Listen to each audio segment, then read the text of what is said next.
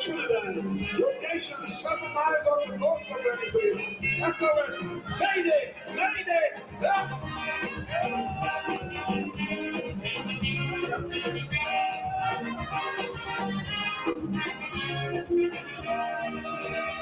The Trinidad, a luxury liner, sailing the Caribbean Sea, with an old captain named Eric Williams. For years, it's old and free. But sadly, Eric Williams passed away. The ship hit water and day someone turned the bridge over to a captain named Chambers. My blood called, things start to fall. Hold me hand when I said I fall. When they tell me, Captain, the ship is sinking. Captain, the seas are rough. Oh yes, we gas not almost empty, no electricity. We all pressure in the low. Shall we abandon that ship, or shall we stay on it? I'm very slow. We don't know. We don't know. Captain, you tell me what to do. Whoa, whoa, oh, oh. Oh yeah. Oh my.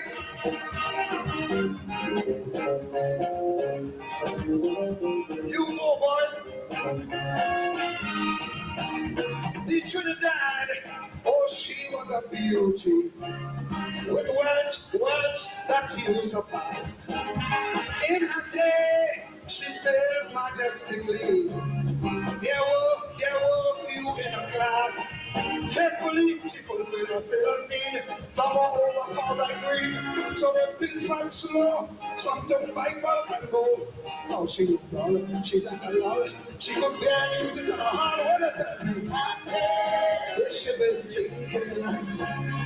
Captain, the seas are rough. Oh yes, we got that pollution, we know electricity. We all pressure we don't know. Shall we abandon that ship, or shall we stay on it? I'm very slow, we don't know, we don't know. Captain, you tell me what to do. Oh, oh, oh.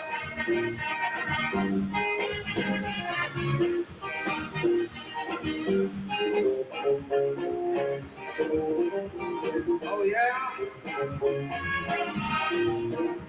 The Trinidad, in her day of sailing, she was a friend, a true friend to one and all.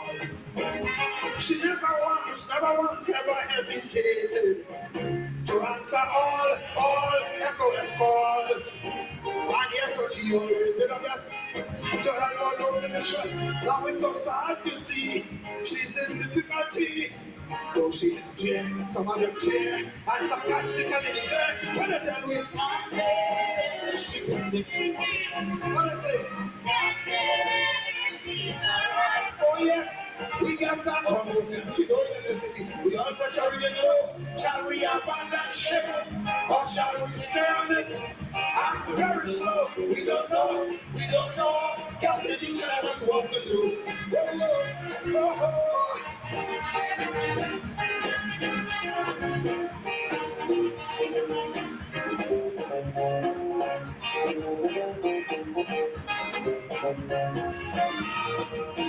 Now there's a lot of fingers pointing.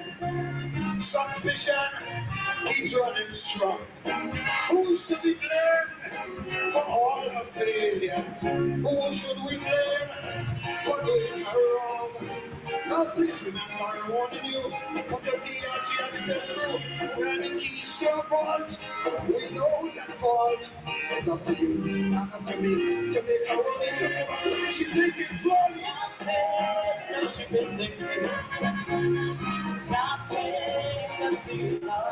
Oh yes, we got that almost empty, no electricity. We all pressure in the low. Shall we abandon that ship, or shall we stay on it? I'm just low. I don't know. That's it, you tell me what to do. I don't know. You tell me what to do. I don't know. You tell me what to do. I don't know. Listen here. Take it down.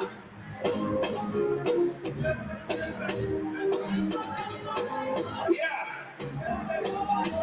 When in Guyana, I always feel fine. I want to talk, to a friend of mine. Anytime we all meet on any street, I want you to take this message to Keith. Tell him I'm very sure he get a mandate like never before. But tell me what's next. Don't get the people vexed. Out of the way. I say, otherwise you will have to pay when they say, Captain, the ship is sinking. If they tell him, Captain, the seas are wrong. We get that almost every no electricity. We are pressure really low. Shall we abandon ship? Or shall we stand it? I'm very slow. We don't know. We don't know. Captain, you know we want to do. We don't know. We don't know. Captain, check it out. Check it out. You know, tonight I was supposed to be in Toronto. And I said, I wouldn't trade this for the world. Not even for the money. And I decided to come and celebrate with my friend. It's all about it, ladies and gentlemen. And I want you as Grenadian people to cherish what you have. Because one of these days, you will have it no more. Show Wizard how much you love him. Give him a nice round of applause again. Happy 50th, my brother. And may God continue blessing him to see me anymore. I want to thank you very much for being such a wonderful audience. God bless you. We don't know, Captain. We don't know. We don't know. We don't know. Captain. We don't know.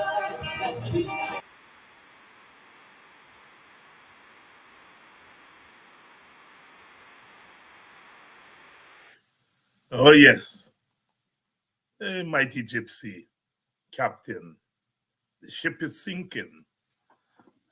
It is said that calypso helped to bring down the PNM government in Trinidad in 1986.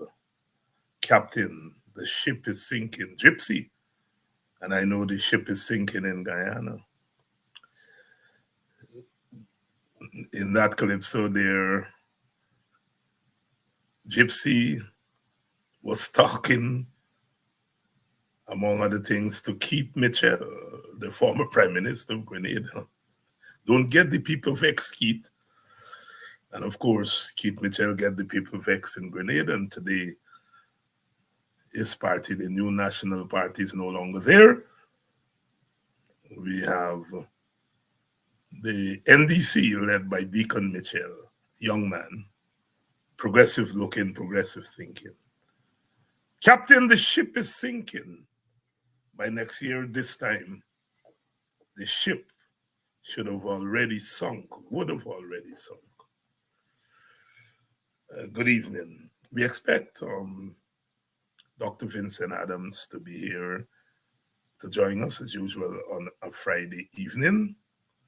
Good evening to all of you, wherever you're joining us from, whether you're joining us from in Guyana or outside of Guyana, whether you're joining us from the Caribbean, our Caribbean, or you're joining us from the Caribbean in North America, wherever you are, whether you're in Brooklyn, Queens, the Bronx,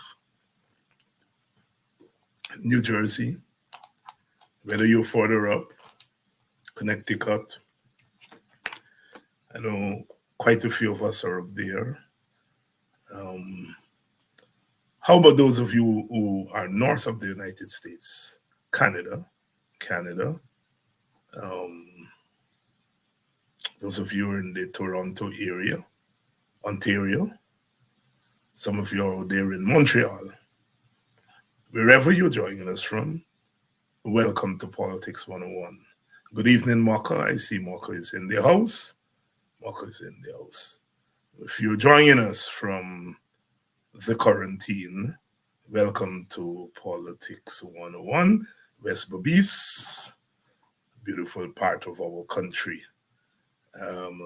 Those of you on the East Coast of Demerara, West Side, the East Bank, and then, of course, the sprawling Georgetown, the various wards of Georgetown. Welcome. And if you join us from Region 10, special welcome to you, especially those of you up there in Linden, Kokwani area. Linden, of course, Kokwani. Welcome, welcome. Those of you who are down the rivers, whether it's down the Demerara River, down the Pomeroon River, down the Essequibo River, down the Berbice River, down the Kanji River, down the Corantine River. Welcome, welcome to Politics 101. Welcome to Politics 101. Good evening to you who are joining us from Suriname, French Guyana. Those of you who join us from those areas, welcome to Politics 101. Those of you who are up there in Region 8, Region 9, Region 7, Region 1 in the Northwest, welcome. Welcome to Politics 101. Good night. Maybe already getting close to morning. Those of you who are joining us from England, the United Kingdom, welcome to Politics 101. We've come to the end of a hectic week.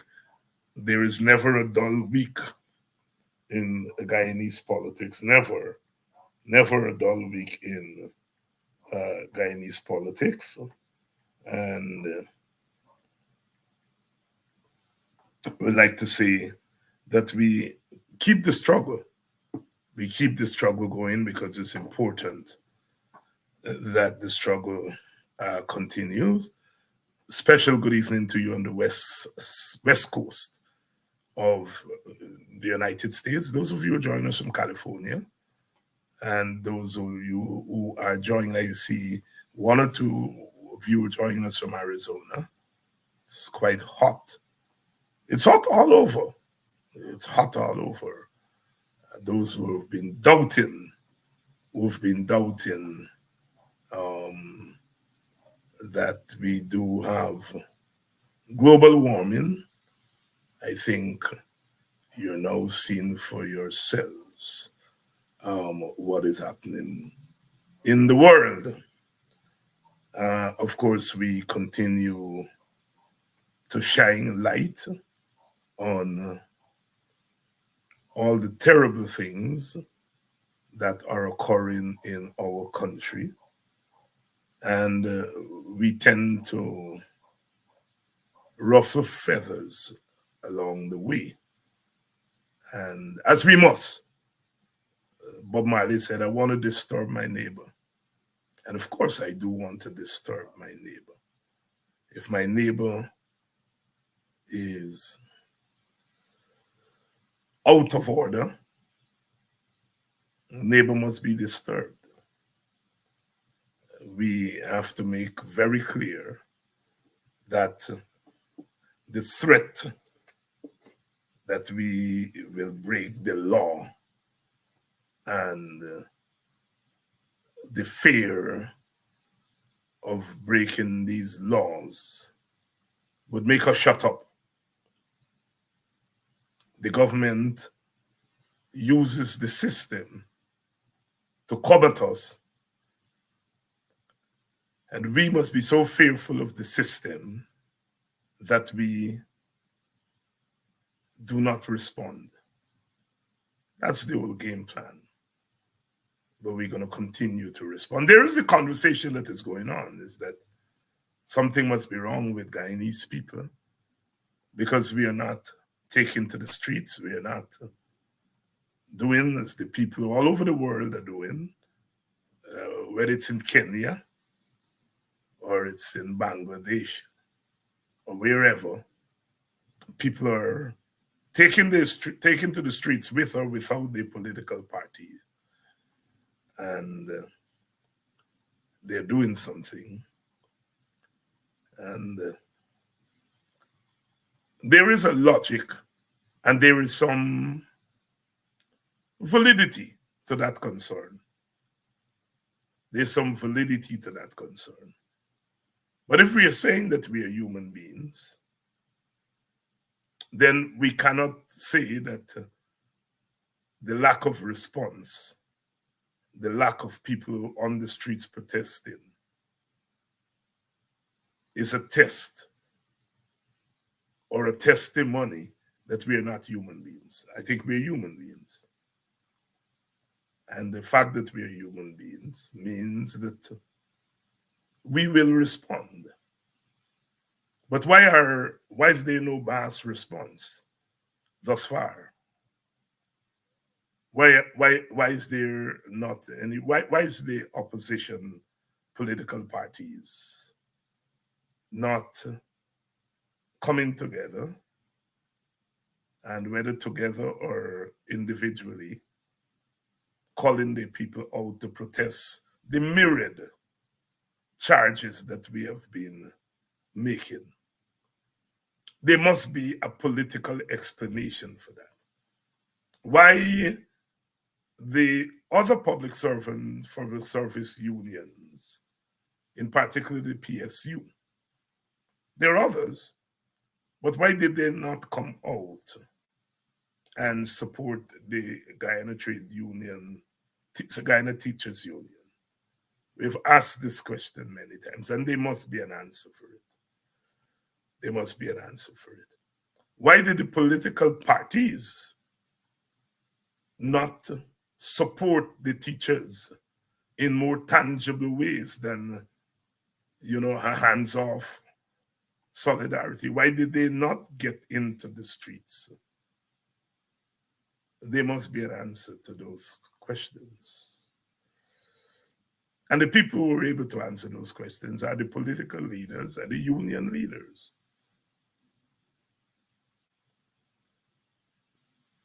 But those are questions that must be answered.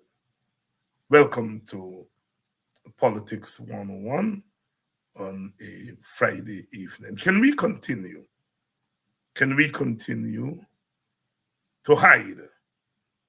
Can we continue to hide, even as the government is not hiding its intention? It's not hiding what it's doing. Can we continue to hide? Can we continue to hide and not respond? It's a question the political parties, the leadership of the political parties must answer. Well, it's a question that all of us who are supportive of the opposition, all of us must answer those questions. You can have spontaneous political action. Why is there not spontaneous political action? In other words, we're asking the question, why the leadership, whether it's trade union leadership, a la civil society, or the political leadership, the leadership of political parties,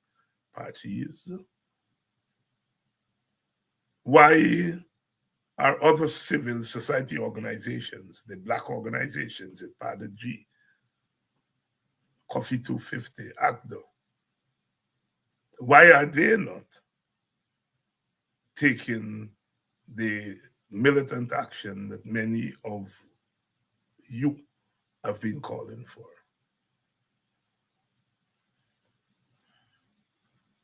I can't speak for other leaders. They have to speak for themselves. They have to speak for themselves. I'm saying that you can only lead people onto the streets if people want to go on the streets. And the people themselves are not going to just get up, put their hand in the air and say, we're ready to go on the streets. If you are political leadership, you will get the vibe where the people are ready to go on the streets. It is very clear that we cannot continue in this state. It has serious implications. The more we find reasons not to have street protests, the more emboldened the government is, because they read street protests as the ultimate of struggle. And if they can manage to stave off street protests, either directly or indirectly, then they would be emboldened. Because they would be answering, why no street protests?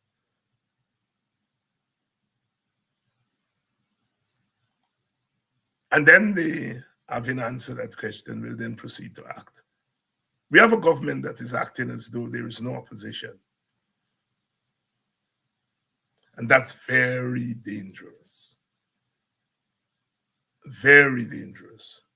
It means that that government is going to overreach big, and it's going to provoke a reaction that is not organized. You see, if the political parties and the trade union, if they organize a street protest, it will obviously fall within the parameters of the law. If the government overreaches and people just, out of sheer frustration, take to forms of less organized resistance, then, as Dr. King says, what you're bringing out there, it is the need of the masses for attention. And often that kind of response is difficult to control. So the point I'm making is that the lack of enthusiasm on the part of the political opposition, on the part of union leadership to engage in militant action, emboldens the government to overreach. The government is going to overreach, as political parties are bound to do when they don't see any opposition. But in the process of overreaching, they would be invoking ultimately some kind of response. And what our studies have shown is those kinds of responses tend to be less organized, less coordinated by political parties and civil society organizations, and they will be less predictable and more difficult to control.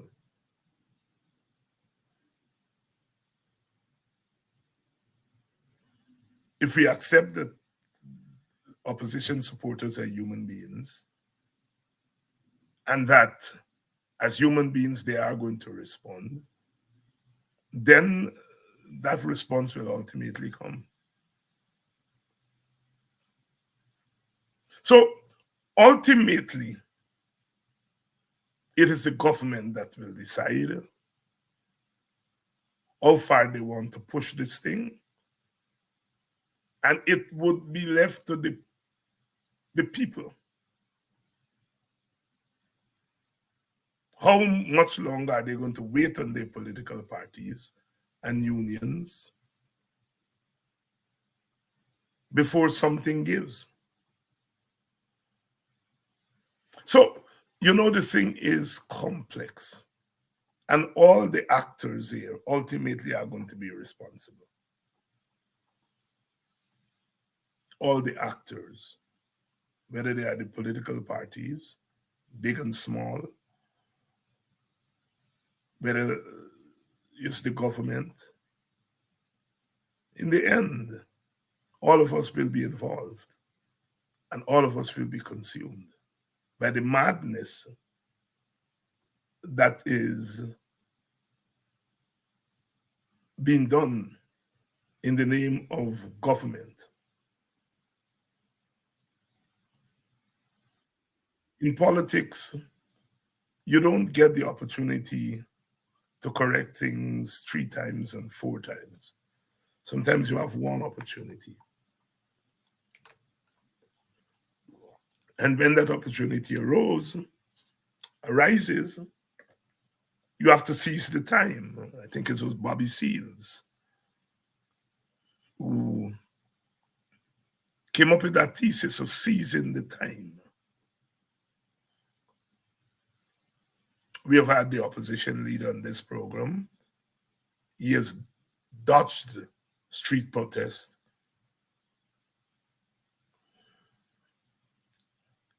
One would imagine that organizations would be very tactical about when they do street protests, how they do it.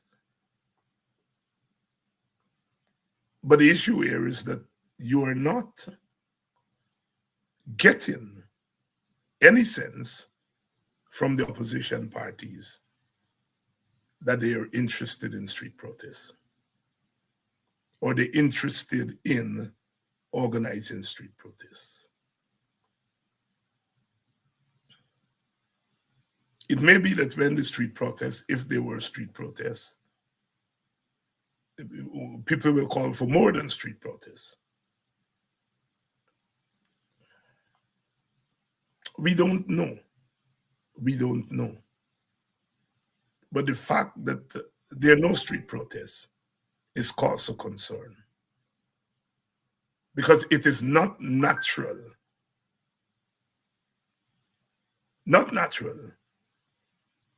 for there to be no street protests in the circumstances.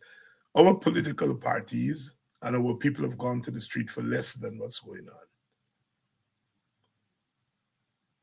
The PNC went to the street after the 1997 election. The situation was less dire than the one that we have now. And the same PNC, well, it's not the same PNC because the leadership has changed. The PNC today is not biting at street protests.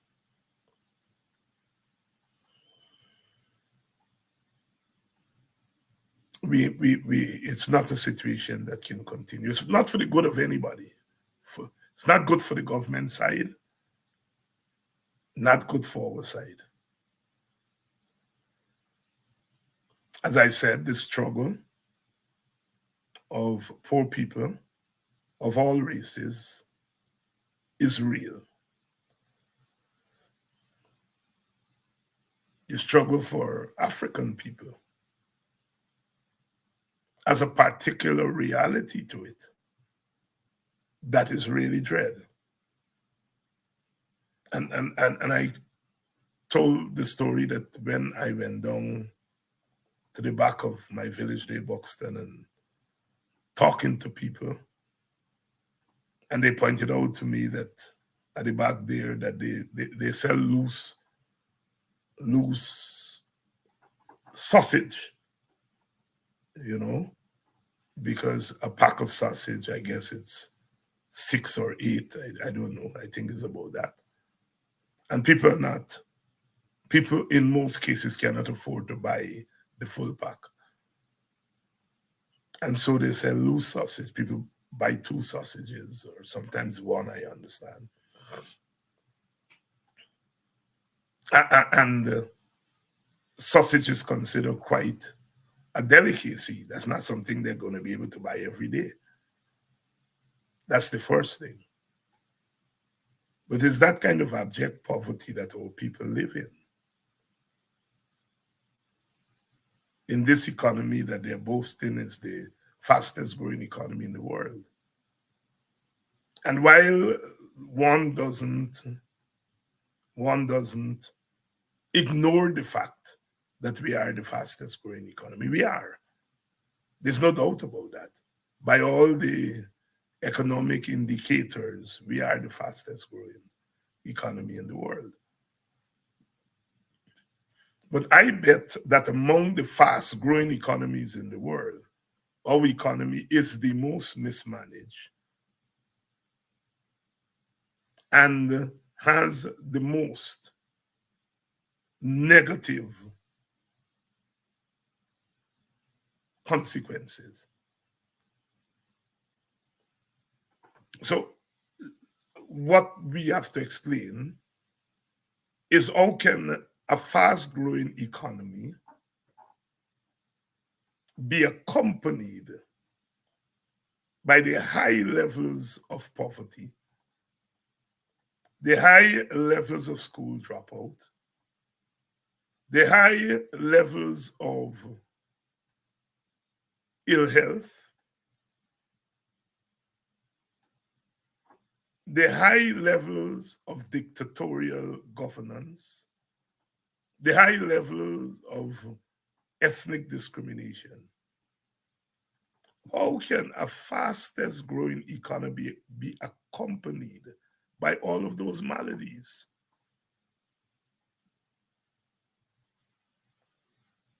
There must be something unique about that country that can throw up the fastest growing economy that is accompanied by high rates of illiteracy, high rate of school dropout,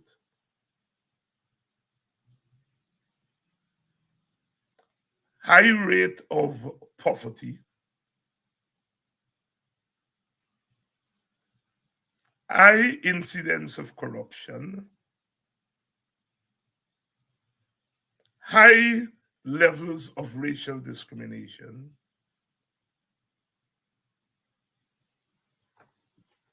How can you have a growing economy with that? I think the mediation has to be the group that is in power. So high levels of economy and high levels of dysfunction. There must be a mediatory force,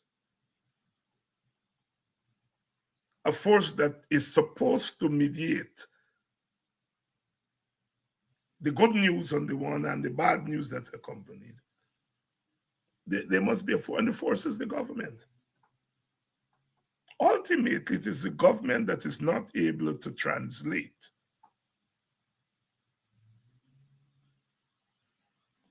high levels of economic growth to low level of poverty, low level of school dropout, low level of illiteracy, high levels of democratic engagement. It is the government that is the mediating factor. I was talking to a teacher yesterday,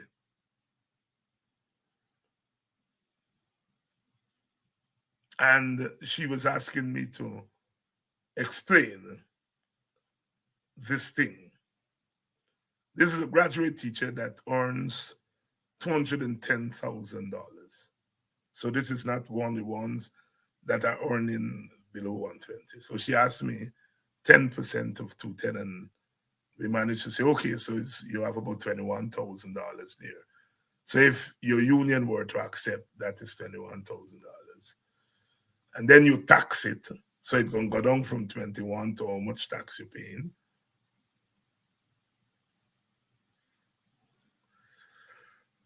And then this is a teacher that has a child in daycare. I asked her how much you're paying for daycare. She told me daycare last semester was a certain price, and the daycare teacher tell that they got raised when school opened. So we go through our raise. We go through the rent, we go through everything. And at the end of the day, that $21,000 that is going to come from 10%. By the time we get to half of our expenses, that 21,000 gone, put up into negative. The union is asking for 40%. We went through the 40% that the union is asking for 39.5. We went through the same drive.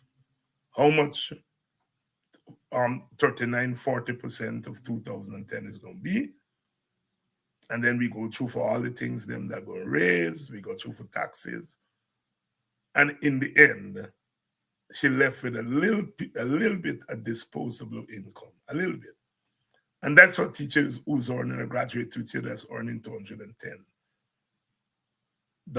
When we came down to the 50% of the teachers who are earning $120,000 or less, and we go through the 10,000 of 120, and of course that's $12,000. And we go through what the union is asking for. The union is asking for 4 times that, which means that teacher will get, in principle, $48,000 on top of what they're getting now. And when we went through the numbers, what a teacher got to pay for rent, some of them get car note, babysitting, etc., etc. Even the $48,000 gone away quick time. When we went to the graduate teacher who is earning $210,000, but who got to pay a car note, who got to pay house rent, who got to pay UG for what they owe UG for the graduate degrees that they get to carry them up to $210,000.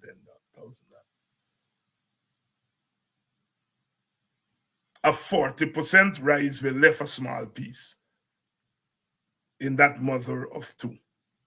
We left a small piece in her hand.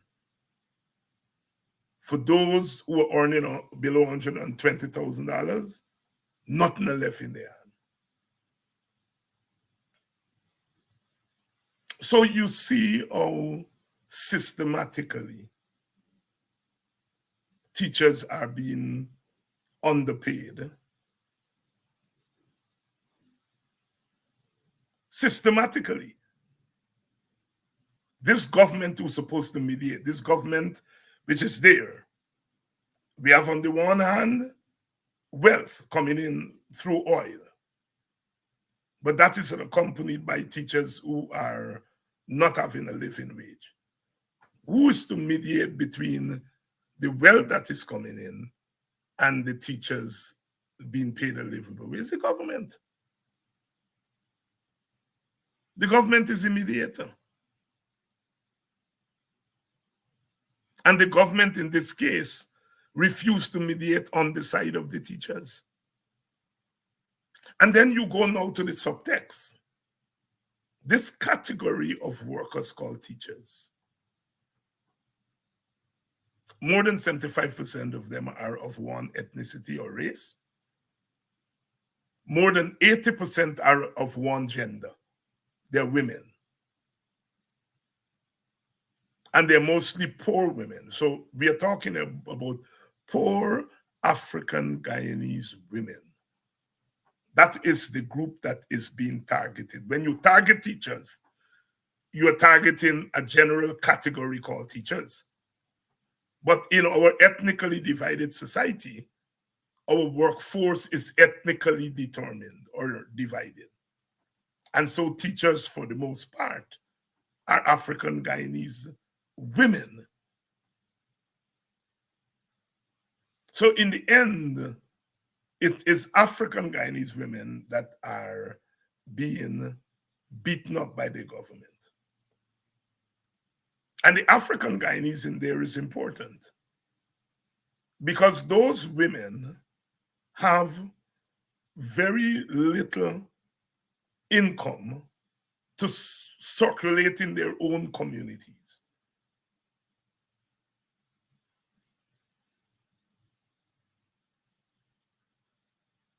If you're earning $120,000, there are certain things that you can't buy. You can't buy sausage steady. There are some things that you have to forego. Instead of cutting your son here 2 times a month, you got to cut it once per month. So the barber is not getting the kind of income circulation and so on. So these African women don't have much to circulate by way of income in their own communities. They don't have very much disposable income to serve as seed money for some kind of little business that can serve as a brace. So the fact that you're paying teachers, there's this thing as a multiplying effect, and it has an institutional effect.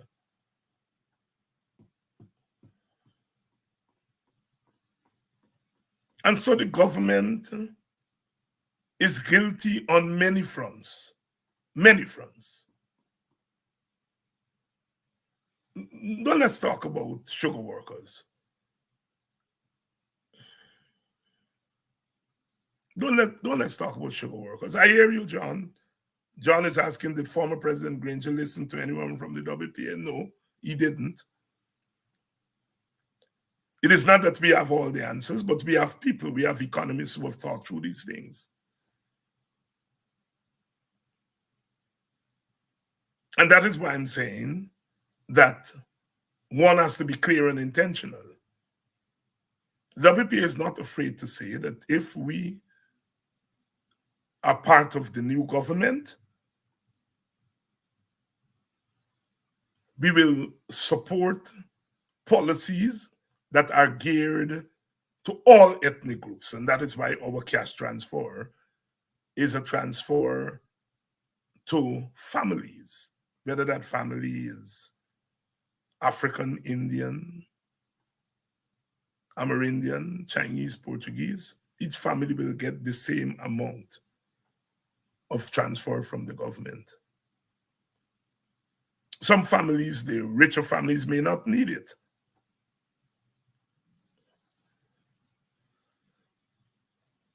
When we talk about the universal basic income, we are saying all Guyanese over 18 years, regardless of race, class, ethnicity, you will get a basic income.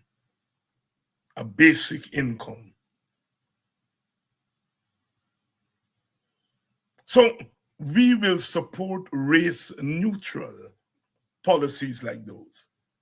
But we will also pay attention to the United Nations, which has allocated 1 decade and they're going to allocate another decade to deal with the particular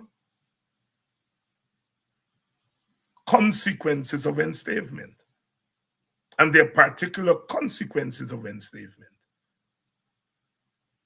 One of those consequences is that African people, because of 260 years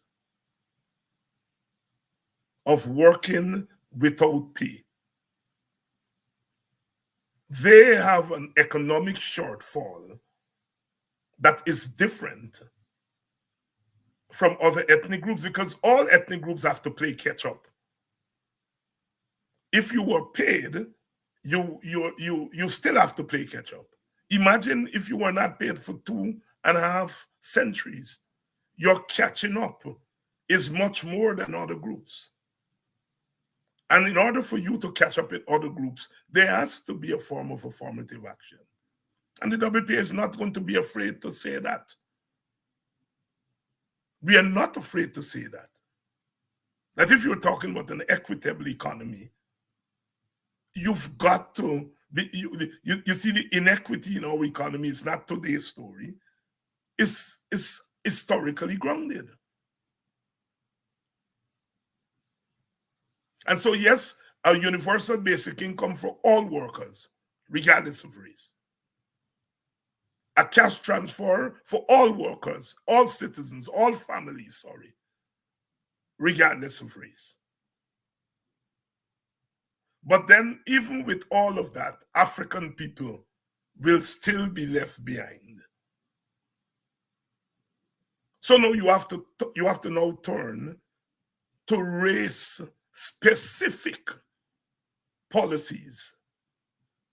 So you have general race neutral policies, such as cash transfers, such as a universal basic income. Those are universal. Those are race universal. But because African people are so far behind, when you give a general thing, they're going to move. But as they move, those in front move in. And so the gap is still going to be there. And in order to cover that gap, you now have to go to race-specific policies.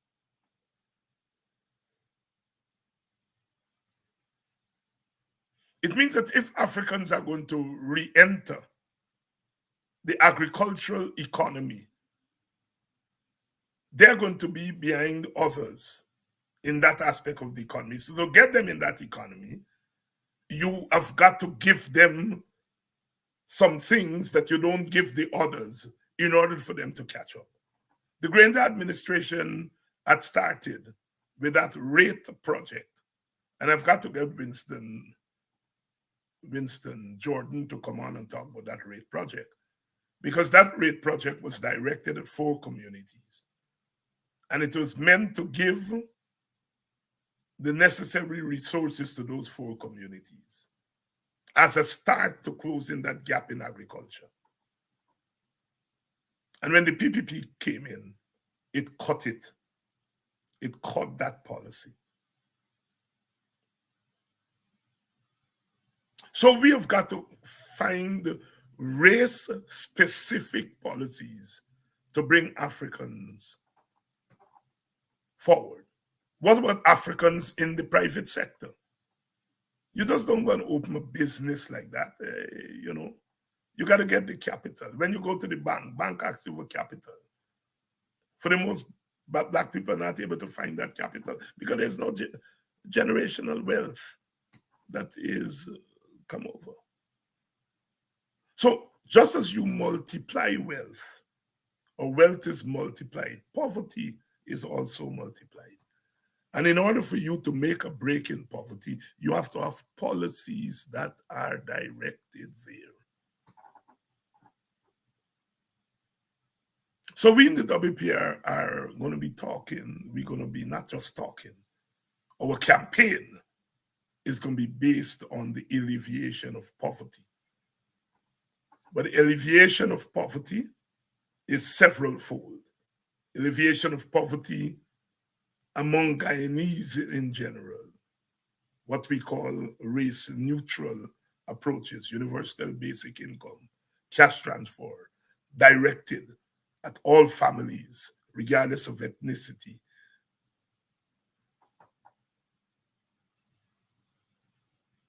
And we hopefully will attach a universal basic income, universal cash transfer. We're going to attach to that cash transfer school attendance. So we are hitting 2 birds with 1 stone. You get a cash transfer that is aimed at your economic wherewithal, but it is also going to link to school attendance. Your children will now have to be released from helping with the farm or helping to sell at the corner. They will now be released to go to school. So we are beginning to cut the school attendance. We're beginning to raise the school attendance, not cut it, raise it. We're linking. So this is not the WPA going around to villages and say, look at $20,000, look at $30,000. No, that's not. That is what the PPP is doing.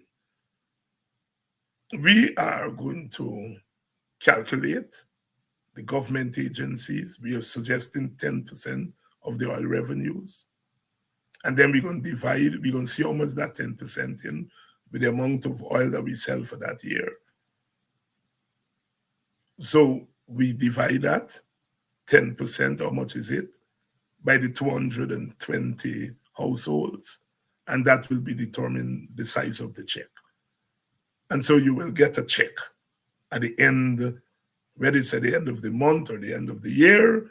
That will be determined by the policy, the statisticians and the government and so on, whether it's a monthly check or a quarterly check, a half-year check, or whatever the case may be.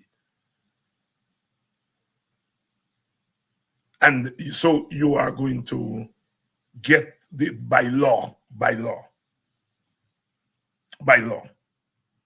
No, you're not waiting on the WPA to come along and give you, because it's not the WPA money. It's not the PPP money. It's not money. It is your money, and your representative in the National Assembly will put it in law, just as the budget is put in law. That is where the WPA is going. People ask, well, what WPA bring to? That is what we bring to the table.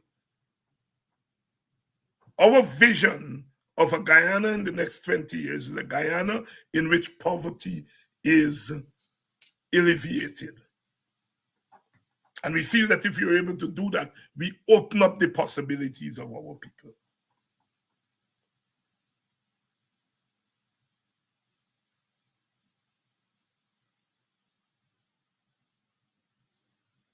And it is the reason that we are saying that we need all hands on deck. Not just one party, the PNC, as its emphasis. The AFC has its emphasis. The WPA has its emphasis. And when we put the policy emphasis, the vision of each party, and we put them together, we have a larger vision.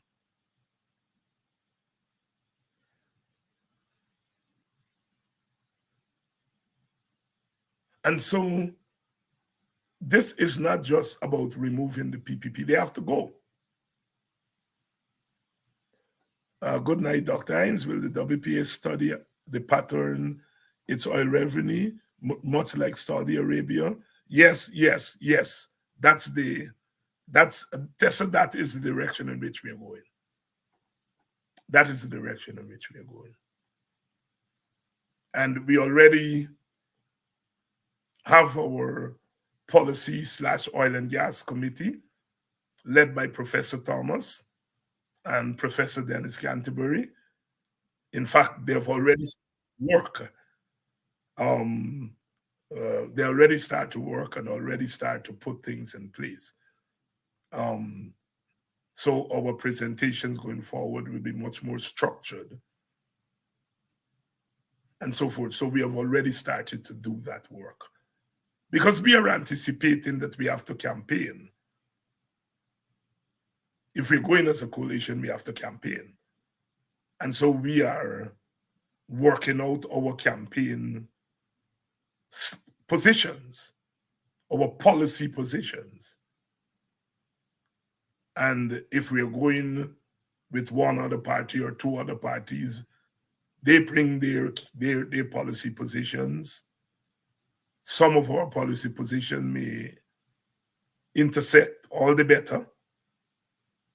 But that we will have a strong opposition platform, and we have to begin to talk about winning. And we have to correct the problems of the last government. Our government, the last government, functioned in a one-dimensional way. You know, it meant to do well for the country, for working people, and it engaged in what we may call race-neutral policies.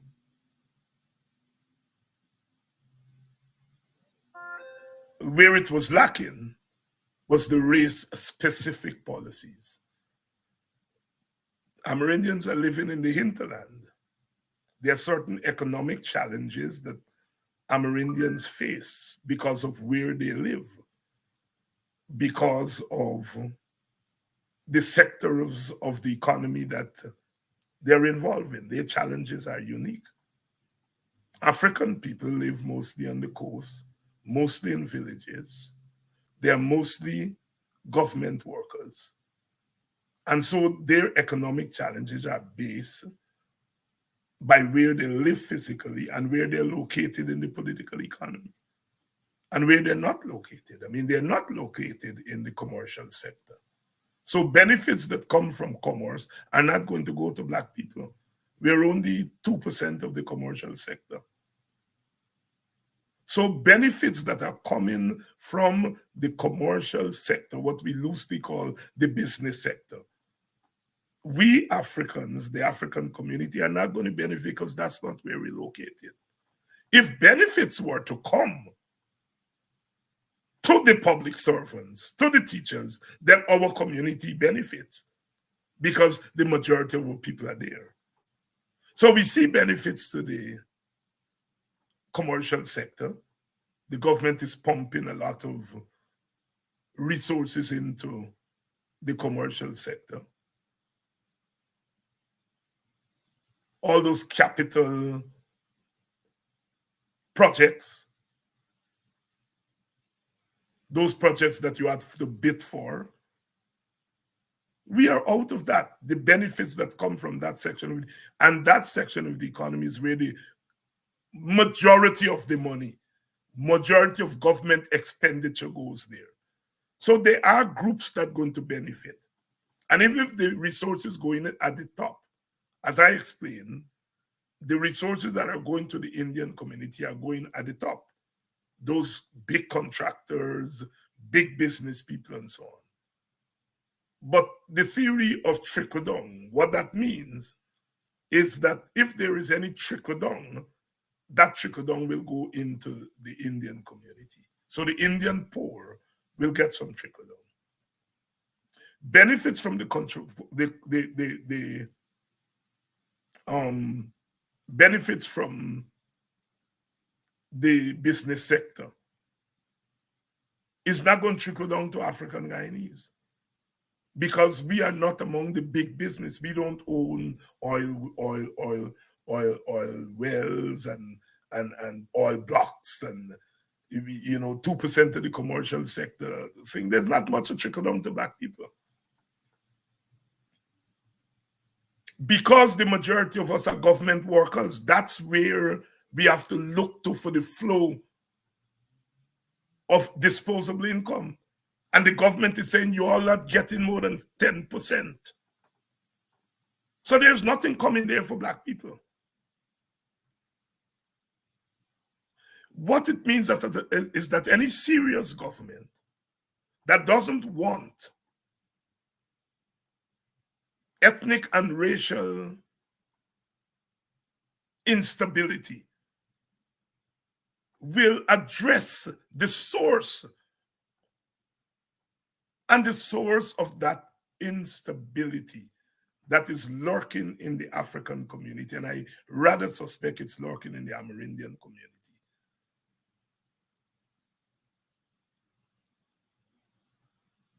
That thing that is lurking there, the government has to address it. It has to address it. You all may ask, well, why did Nigel Hughes do all that big thing? It's to give us something in our hands so that when we take government, we know where the discrepancies are. And they have to be corrected.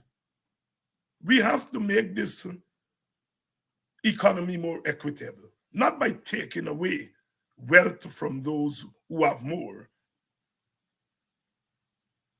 but it's by giving more to those who don't have. It's not about taking away from anybody, even though some of them may have acquired the wealth in the worst ways. But we are not proposing taking away wealth from people. We are proposing giving more wealth to those who are behind. So yes, it is some form of distribution of wealth, redistribution of wealth. But we have to increase the rate of wealth acquisition by the poor. And like I said, we can do that through race-neutral policies. The WP has put forward 2, a universal basic income for everybody, cash transfer for all families, and we are in the process of looking at race-specific policies. And one race-specific policy is to raise the salary of public servants, teachers, soldiers, police. To raise their income at a higher rate than those at the top. We can't have just a broad tax system.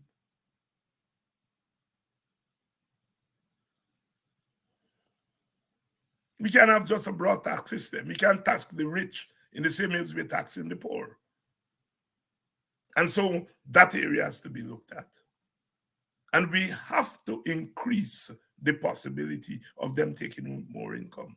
If they're located in the public sector, as African Guyanese women are, they're located in the teaching sector, in the public sector. So we have got to make more income available to them. Because the cost of living is not just the cost of food in the market. It's whether, in fact, workers have the necessary income to buy the food. If the income and the prices of food are the same, then the cost of living will be better. If the price of food is up there and the income is below, then the cost of living goes up. If you bring the price of labor, meaning the money you earn, up to the prices in the market, then the cost of living goes down. So cost of living is just not prices. It's whether you have money to buy what is being sold in the market. And right now, teachers can't buy what's sold in the market. Not with the salary they have, not with 10% raise.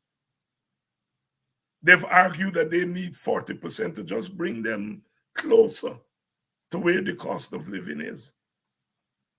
And the government is not giving that. So any new government, if I am the education minister, the next day I talking to my government, I talking to my finance minister, find that money.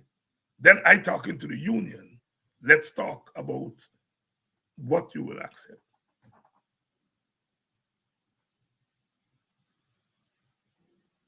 And those teachers will get the cash transfer. And we're going to put a universal basic income so that they get it. And we will enshrine in law that once workers are on strike for justifiable reasons, you can't take out money from the thing. We're going to enshrine them in law. And this is what I mean by race-specific policies. You look to see where the ethnic groups are, and you improve the conditions. And in doing so, you improve the capacity of the race. Black men are in the police and the army. With all due respect, they are not being paid well.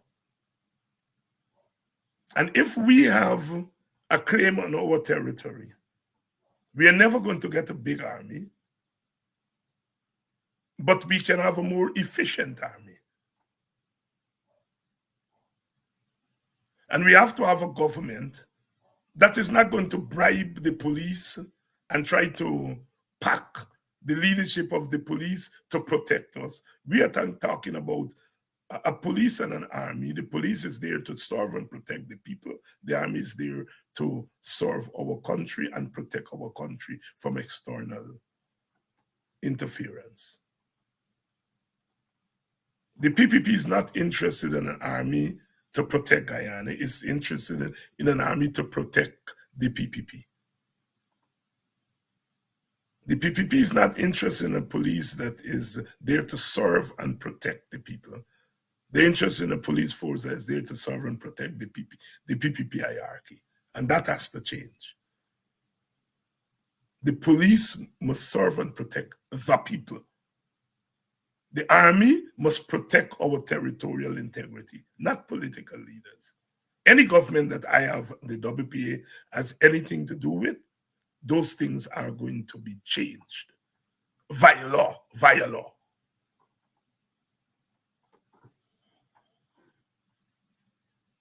And that is why I'm saying, if you agree with the policy emphasis of the WPA, join our party. Because, yes, we are talking about coalition government. But when you sit down at the coalition table, you have to justify your place there. And this country like to look at numbers, although we don't know numbers. Like I said, the PNC can't tell you what is the size of their support in the population. The PNC hasn't gone to an election on its own since 2006. And at that time, they got 34%. Since then, they've gone in as part of APNU and then later as the coalition.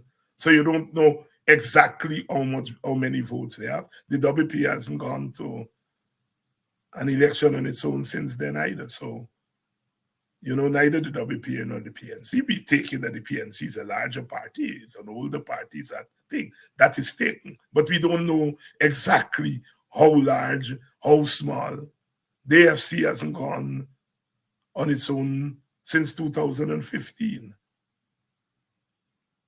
And so when you sit down at the table, in the absence of polling, because we don't seem to have credible polls and so on, I know the political parties are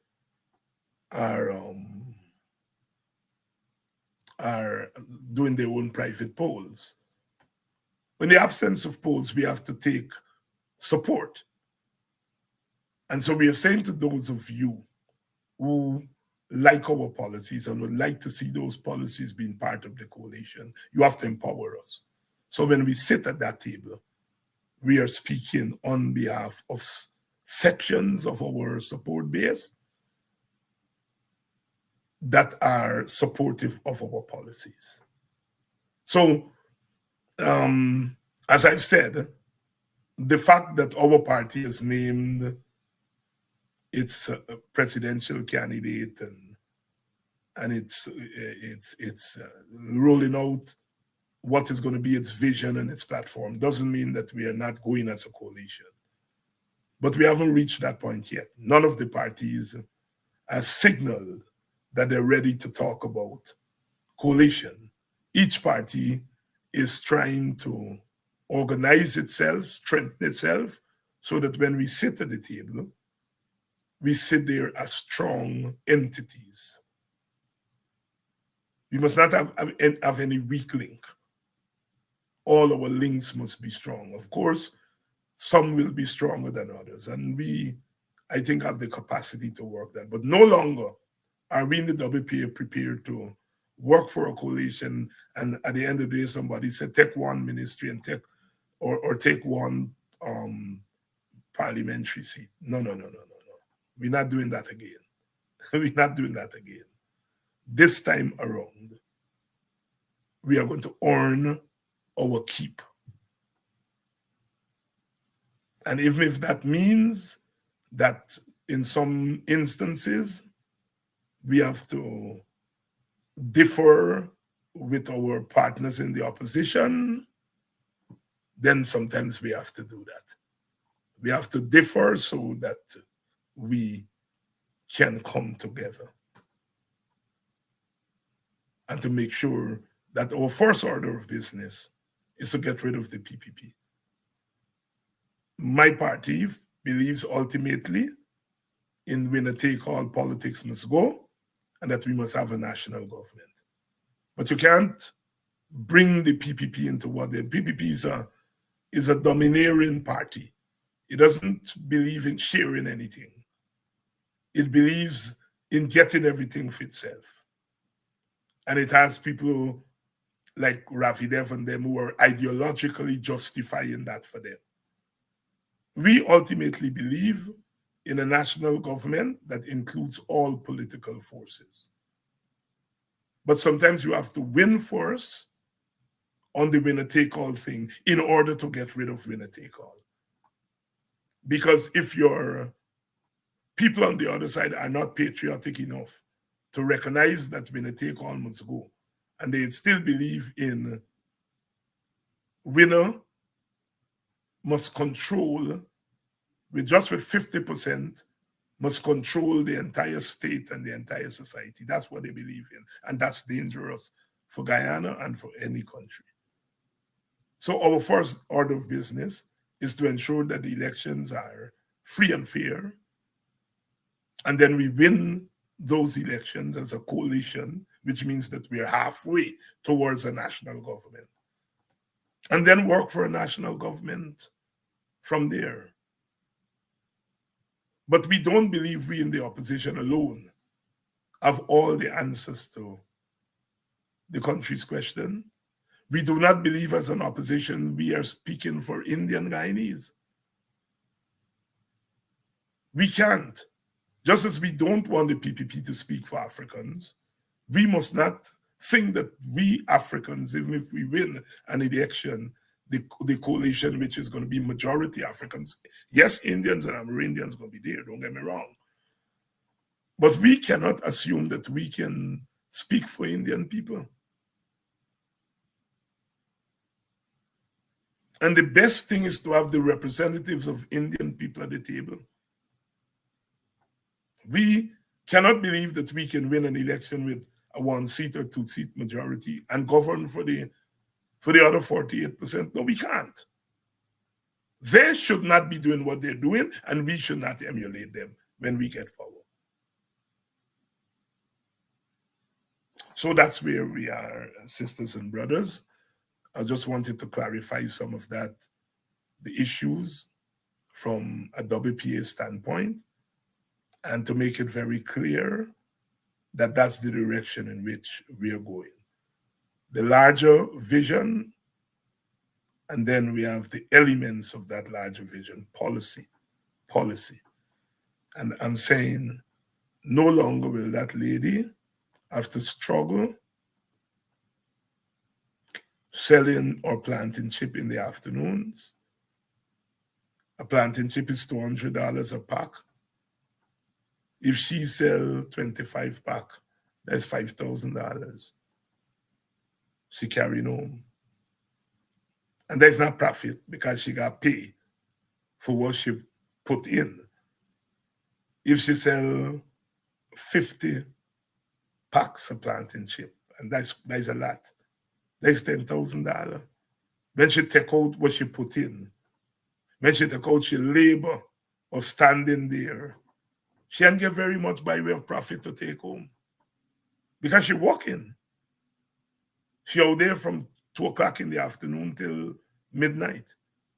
So she's doing an 8-10 hour shift. She got paid for thing. No. We're going to take some of that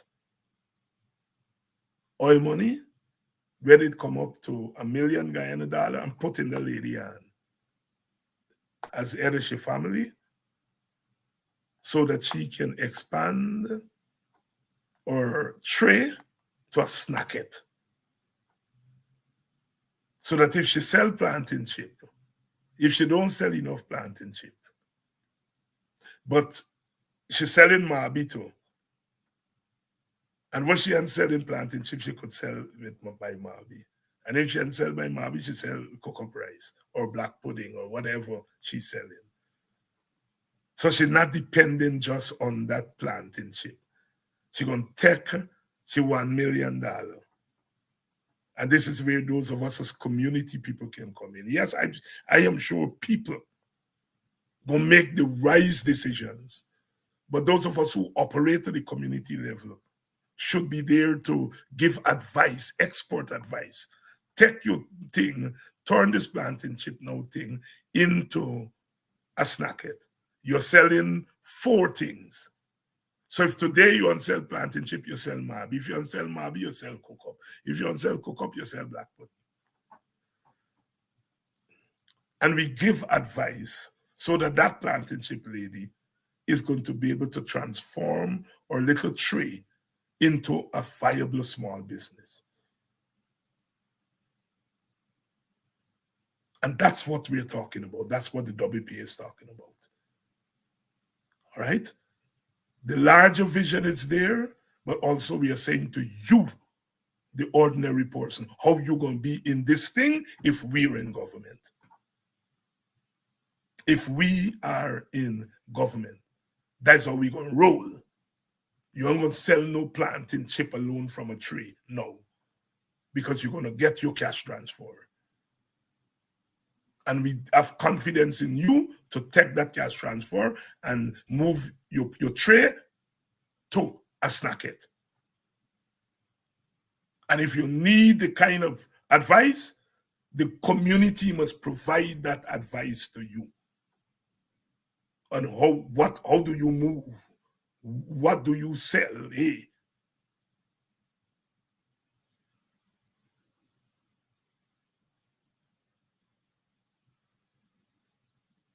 So, sisters and brothers, that's where we're moving. It's not just about the PPP this and the PPP that. It is what we are going to do. On Sunday, the Coffee 250 is going to be having the State of the African Guyanese. The top presenters are Aubrey Norton, Nigel Hughes, Henry Jeffrey, David Hines, and Ipadaji CEO. And we're going to be talking about how, certainly I would be speaking about how my party intends to deal with the issues that affect African Guyanese when we get into government, or we're going to use the government to carry out the mandate of the United Nations. All right? So I'm going to see you all there on Sunday, the cricket people. I'm going to see you all on Sunday night. And then Politics 101 people, we're going to come back here on Monday. See you all.